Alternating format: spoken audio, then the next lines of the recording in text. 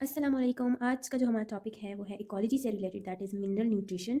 देखते हैं कि मिनरल न्यूट्रिशन क्या होता है। The process of absorption, translocation and assimilation of nutrients by plants is known as mineral nutrition. Mineral nutrition हमारे पास एक ऐसा प्रोसेस है जिसमें जो प्लांट है वो थ्रू इट्स रूट्स क्या करता है, डिफरेंट न्यूट्रिएंट्स को वो एब्जॉर्ब करता है, फिर वो उन न्यूट्रिएंट्स को ट्रांसलोकेट करता है, एक जगह से दूसरी जगह उसको ट्रांसफर करता है, देन उसकी एसिमिलेशन करता है। एसिमिलेशन मीन्स कि जो भी उसने न्यूट्रिएंट्स एब्जॉर्ब किए हैं वो क्या करेगा, उन न्यूट्रिएंट्स से टिश्यूज़ बनाएगा, न्यू टिश्यूज़ की फॉर्मेशन करेगा। देन हमारे पास है कि एजेंच और ये जो सारे मिनरल न्यूट्रिएंट्स होते हैं, मिनरल न्यूट्रिशन होती है, जितने सारे न्यूट्रिएंट्स होते हैं ये इनऑर्गेनिक फॉर्म में सॉइल में प्रेजेंट होते हैं, एलिमेंट के फॉर्म में भी मौजूद होते हैं, कुछ दूसरे केमिकल फॉर्म्स में मौजूद होते हैं, जिनको क्या करेगा, प्लांट एब्जॉर्ब करेगा। जिस फॉर्म में वो एब्जॉर्ब करेगा पहले वो उस फॉर्म में उसको ट्रांसफॉर्म करेगा। फिर है हमारे पास essential mineral elements. Essential mineral elements हमारे पास ये वैसे तो बहुत सारे एलिमेंट्स हैं, लेकिन एसेंशियल मिनरल एलिमेंट्स वो हैं जो कि प्लांट के लिए बहुत ज़रूरी होते हैं, प्लांट के सर्वाइवल के लिए ज़रूरी होते हैं, उसकी ग्रोथ के लिए, उसकी डेवलपमेंट के लिए। ये 16 एलिमेंट्स हैं ऐसे जो कि एसेंशियल है सारे जो हायर प्लांट्स हैं उनकी नॉर्मल ग्रोथ के लिए एंड नॉर्मल फंक्शनिंग के लिए, मेटाबॉलिक एक्टिविटीज़ के लिए। अब ये जो एसेंशियल एलिमेंट्स है इनके लिए क्राइटेरिया है, criteria for an element to be essential, के अगर हम किसी एलिमेंट को भी एसेंशियल एलिमेंट में शामिल करते हैं तो उसके लिए अपना दो क्राइटेरियाज है। यहाँ पे दो पॉइंट्स ऐसे हैं कि उन दो पॉइंट्स पे अगर वो पूरा उतरता है तो हम उसको एसेंशियल एलिमेंट्स में काउंट करते हैं, या अगर वो उन पॉइंट्स पे पूरा नहीं आता तो फिर हम उसको नॉन एसेंशियल एलिमेंट कंसिडर करते हैं। फर्स्ट ऑफ ऑल है कि जो भी एलिमेंट प्लांट के लाइफ साइकिल के लिए इंपॉर्टेंट हो, जिस एलिमेंट की प्रेजेंस में प्लांट अपना लाइफ साइकिल कंप्लीट करता है, वो होता है एसेंशियल एलिमेंट। और अगर ये एलिमेंट प्लांट के लिए मुयसर ना हो, सॉइल में ये मौजूद ना हो ऐसा एलिमेंट, उसकी ना होने की वजह से प्लांट के लाइफ साइकिल में कहीं पे भी रुकावट आ जाती है, उसका लाइफ साइकिल कंप्लीट नहीं हो पाता, तो उसको हम कहते हैं एसेंशियल एलिमेंट।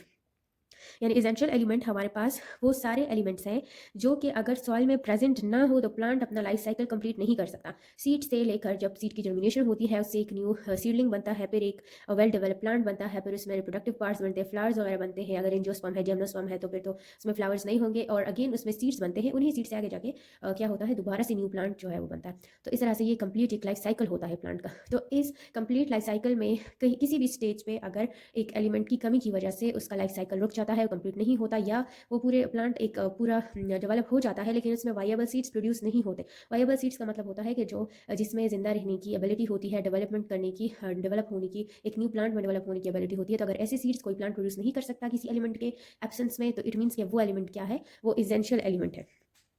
सेकंड पॉइंट है, एलिमेंट्स जितने जो एसेंशियल एलिमेंट्स हैं, या तो ये प्लांट के अंदर जो मॉलिक्यूल्स होते हैं उसका कोई पार्ट होगा, या फिर प्लांट में इटसेल्फ एक कंस्टिट्यूएंट होगा। यानी कि जो प्लांट में हमारे पास प्रोटीन्स होते हैं, तो प्रोटीन्स में नाइट्रोजन तो मस्ट होता है, तो नाइट्रोजन क्या हुआ, ये हमारे पास एक एसेंशियल एलिमेंट हुआ। इस तरह से प्लांट को फोटोसिंथेसिस के लिए चाहिए क्लोरोफिल। क्लोरोफिल के अंदर स्ट्रक्चर में मौजूद होता है मैग्नीशियम। अगर मैग्नीशियम नहीं है तो क्लोरोफिल नहीं बन सकता, और अगर क्लोरोफिल नहीं है तो प्लांट फोटोसिंथेसिस नहीं कर सकता। इस वजह से मैग्नीशियम क्या है, ये भी एक एसेंशियल एलिमेंट है। फिर जो हमारे पास एसेंशियल एलिमेंट्स हैं, इसको दो ग्रुप्स में डिवाइड किया गया है, टू टाइप्स में डिवाइड किया गया है, मैक्रोन्यूट्रिएंट्स या मैक्रो एलिमेंट्स, और माइक्रोन्यूट्रिएंट्स या माइक्रो एलिमेंट्स। तो मैक्रोन्यूट्रिएंट्स जो है ये प्लांट को रिक्वायर होते हैं लार्ज अमाउंट में, बहुत ज़्यादा क्वांटिटी में ये प्लांट को चाहिए होते हैं। 9 एलिमेंट्स ऐसे हैं जो कि क्या है, मैक्रोन्यूट्रिएंट्स है, जो प्लांट को लार्ज अमाउंट में चाहिए। जिसमें है carbon, hydrogen, oxygen, nitrogen, potassium, phosphorus, sulphur, calcium and magnesium. अब ये जो कार्बन है और ऑक्सीजन है ये रिस्पायरेशन के लिए उसको चाहिए, और इस तरह से ये जो हाइड्रोजन आयन है या पोटाशियम है, ये दोनों क्या है, ये स्टोमेटा के ओपनिंग एंड क्लोजिंग में हेल्प आउट करते हैं। इस तरह से जो नाइट्रोजन है वो प्रोटीन सिंथेसिस में इसकी रिक्वायरमेंट होती है। फॉस्फोरस जो है ये डीएनए या न्यूक्लिक एसिड्स में मौजूद होता है। और इस तरह से ये बाकी सारे एलिमेंट्स जो है ये सारे क्या है, लार्ज अमाउंट में चाहिए। इसके अगर इनमें से कोई भी एब्सेंट है तो प्लांट सही से ग्रो नहीं करेगा। ठीक है, रिटार्डेशन, उसमें कोई ना कोई डिफिशियंसी सिम्टम पर अपीयर होंगी। देन नेक्स्ट है माइक्रो न्यूट्रिएंट्स। अब जो माइक्रो न्यूट्रिएंट्स हैं ये भी प्लांट्स को चाहिए होते हैं, प्लांट्स के लिए बहुत ज़रूरी होते हैं। ये भी एसेंशियल एलिमेंट्स ही हैं लेकिन कम अमाउंट में चाहिए। ये भी अगर प्लांट्स को अवेलेबल ना हो तो प्लांट में डेफिशिएंसी सिम्टम्स अपीयर होंगे। 7 एलिमेंट्स ऐसे हैं जो माइक्रो न्यूट्रिएंट्स में काउंट होते हैं, जिसमें है boron, chlorine, copper, iron, manganese and molybdenum and zinc. ये 7 क्या है, माइक्रो न्यूट्रिएंट्स है। अब जो प्लांट है वो इन सबको एलिमेंट के फॉर्म में एब्जॉर्ब नहीं करता, अक्सर इन डिफरेंट केमिकल फॉर्म्स में इसको एब्जॉर्ब करता है। जैसे कि नाइट्रोजन है तो नाइट्रोजन को वो एब्जॉर्ब करता है नाइट्रेट या अमोनिया के फॉर्म में, और उसके लिए पहले क्या होगी, नाइट्रोजन फिक्सेशन होगा बैक्टीरिया के हेल्प की वजह से। तो इस तरह से प्लांट उसको फिर एब्जॉर्ब कर लेता है। और ये जो एलिमेंट्स हैं अगर ये कम होंगे तो भी डेफिशिएंसी सिम्टम अपीयर होंगे प्लांट्स में, डेफिशिएंसी सिम्टम्स। और अगर ये अपनी जो लिमिट है इनकी उससे एक्सीड कर जाते हैं तब भी प्लांट में कोई ना कोई डिजीज कॉज होगा। ठीक है, प्लांट की जो हेल्थ होगी वो अफेक्ट होगी। So this was about today's lecture. Thanks for watching.